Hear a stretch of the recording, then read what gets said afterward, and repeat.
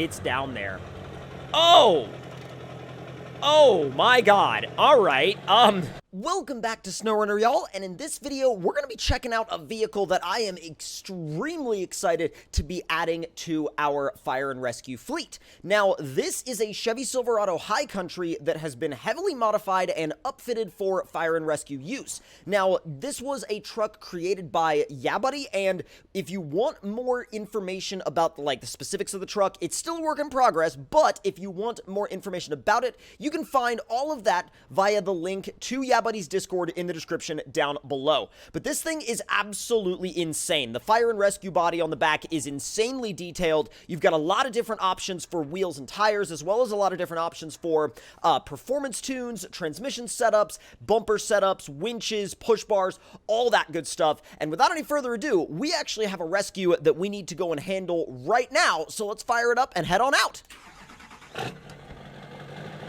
It also sounds incredible, so that's another big plus. Let's go ahead and make a right. Now, what we're actually going to do, because I probably should have remembered to do this before, what we're actually going to do is we're going to set a quick route to where we're actually going, because the task that this actually revolves around, I believe, is called Bad Trip. Now, I don't know the specifics of this particular task, but we should be able to access it through, I guess there's a back trail. Yes, there is. Okay, so what we actually have to do is we have to make our way through the woods. Now, it looks like there's a spot right there where you can kind of fit yourself between the pipe, but I actually don't know where the drop-off for this recovery is. So essentially what we have to do is we have to get out there, we have to rescue them, and then we have to figure out how to get them back. So it's going to be an interesting drive. Whoa, okay. This thing is a little bit more tail happy than I thought it was going to be. Let's go. We're getting pretty close now. We're about to head across these two bridges. Well, technically we're already over the first one. And previously, if I had done this task a while back, I would have gone through the water over there by the pipeline.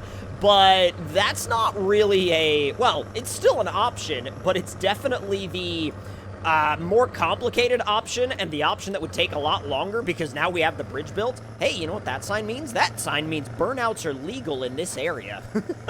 All right, let's go ahead and make a quick right-hand turn and head on down this trail.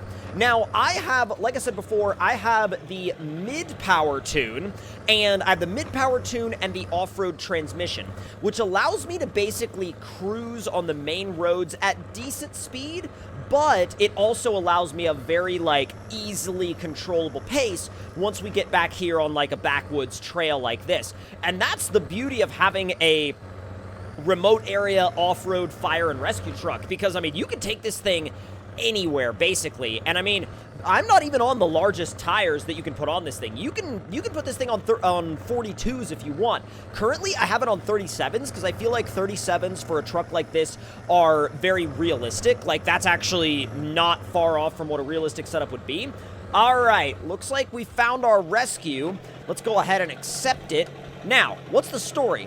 Oh, God. Hey, buddy, can you please help me get my car back? It's vital for my business. My protege screwed up a trip to one of the camps, and the car just rolled down the hill. Oh, God, you help me, I help you. All right, well, let's see what we can do. How far down is it? Oh my God, it's down there. Oh my God, all right, it's down there. Yo, so where are we getting it back to? Repair center. Whereas, oh, okay. So basically just back to the dealership. I can handle that. I just gotta figure out how to best get down here. I think I can actually drive down. If I drive down very carefully, I mean, we're fully equipped. We got winches, we got tow straps, we got everything we're gonna need. My only thing is, which way is gonna be best to get this thing back up out of here? And luckily, when it rolled down this hill, it rolled down onto its wheels, so that's a big positive.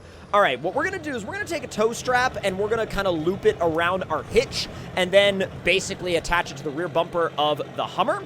So let's see. We're going to go ahead and run that tow strap to the back of the Hummer. Yeah, it's... Oh! Yeah, that's where the damage is. Okay. All right, we're going to We're going to snap a quick photo of this one for the recoveries album because this is definitely quite the odd recovery. I mean, we're definitely putting the rescue truck to use, though. The rescue truck is definitely being used for what it was intended for. It's intended for this and for fighting fires. So we're definitely using it for one of those two options. Now, we could take it back up this way, or we could take it back up the way we came down.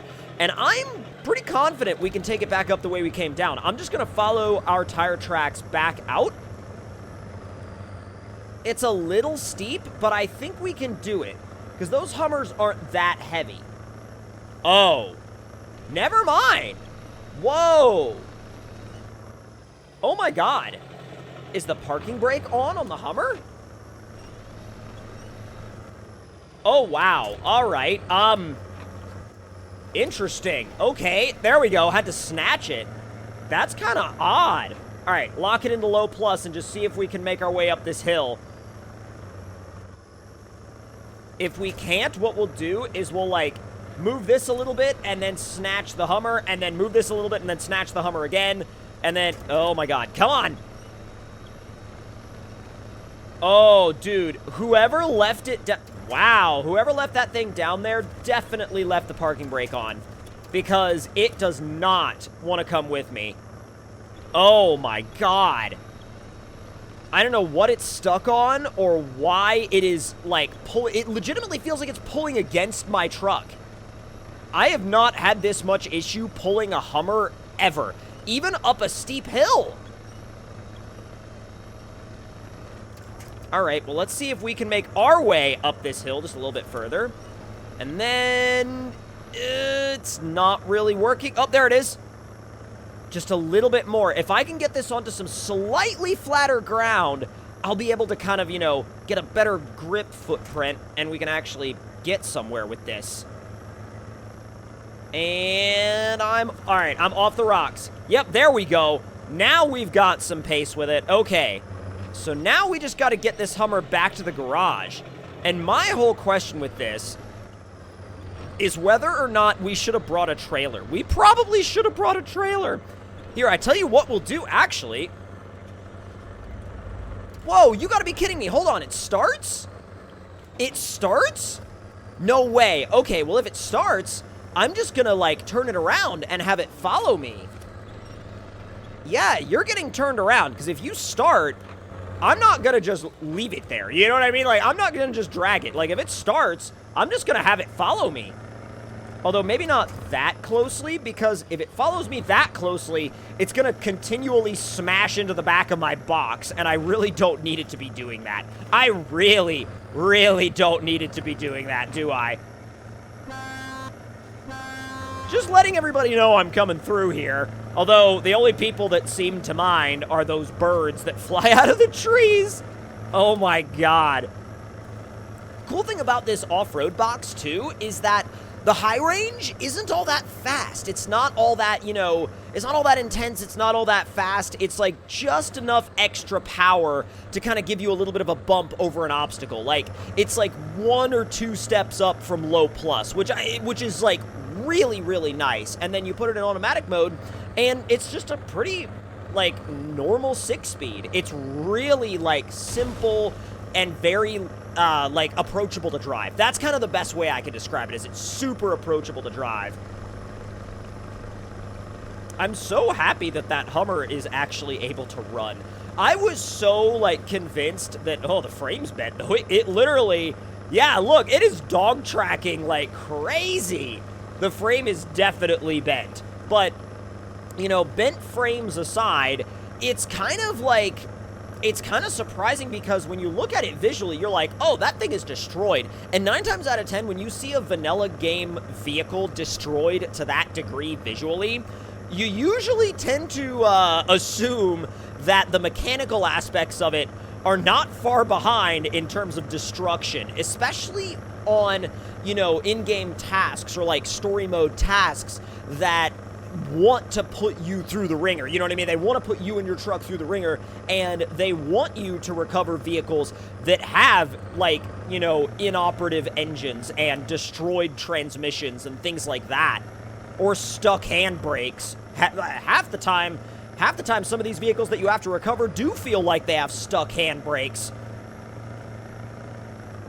We are almost back, too. Oh, I am so, like... not only am I so happy with this truck, but I'm so happy with how we built it. I think this would be a really, really good way to build it if you were looking for, like, a vanilla game plus, like, build strategy for this truck. Because I think 37s, mid-power tune, and off-road transmission are, like, exactly where you would want to be. I think that does an incredible job of kind of feeling like speed-wise, like it's kind of within the vanilla game environment. And obviously, you know, you got a little bit more capability out of these better tires than you would.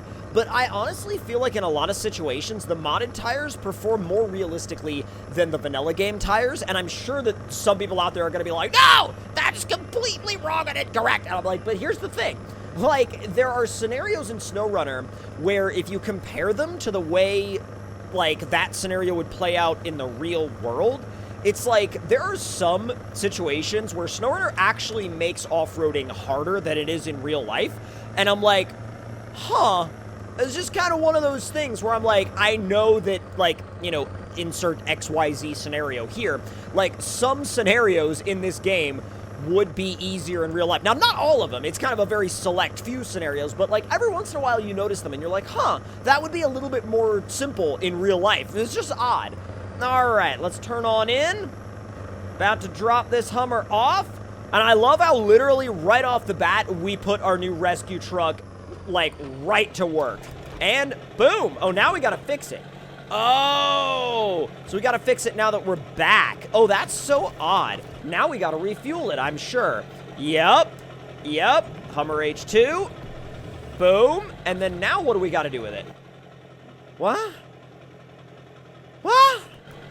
Oh, now we got to take it back to the Ranger's house. Oh, my God. So, wait. You had me bring it over here, and then now I have to bring it back to the Ranger's house? Are you nuts? Okay. That's so odd. So, if we had to bring it back to the garage, why wouldn't it have repaired itself at the garage instead of, like, us having to use our repair points to fix it? So, like, we had to bring it back to the garage, but then use our own repair points to fix it, and then tow it back down the road to the Ranger's house.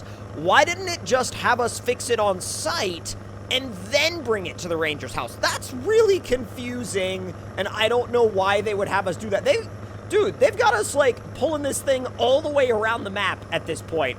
I love how it didn't fix the visual damage. We're like, yeah, mechanically it's perfect. Visually, not so much. All right, is this, like, Ranger's house the actual drop-off point? I would hope it is. And boom. Yes. I knew I could count on you. Thanks a million. You know what? Oh, what? Oh, God dang it. Well, I'll have to go back and read the rest of that. Oh, no. Either way, I hope y'all enjoyed this episode of the Season 9 DLC in SnowRunner, where we got to put our brand new Silverado fire and rescue truck to use. And if you want to see more, make sure you hit that subscribe button and turn those notifications on, and I will see y'all next time.